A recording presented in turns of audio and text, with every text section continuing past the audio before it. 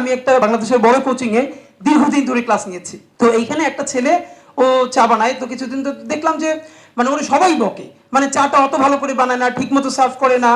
তাই এরপর আমি একদিন ওরা বুঝবার চেষ্টা করলাম, জিজ্ঞেস করলাম যে তোমার এই যে সবাই বকে তুমিও ঠিক মতো দাও না, মানে হিসাব হলো যে যেটা করবে, যে চা বানাবে ওটাই তো একই বানাবে, মানে যে যেটা করবে ওটার জন্য সেরাটা করতে পারে।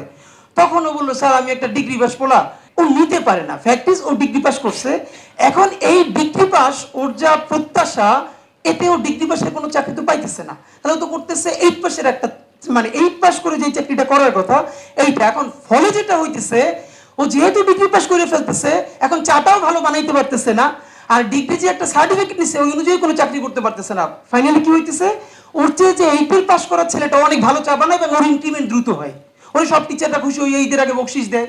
আর ও মোড়ামুড়ি করে চা দেয় না, ডানে ঘুরে বামে ঘুরে, ও চিন্তা করে আমি একটু ভালো পড়াশোনা করলে তো আমিও তো জায়গার মাস্টার হইতে পারতাম। এখন না হয়েছে মাস্টার, না হয়েছে ভালো টি মেকার।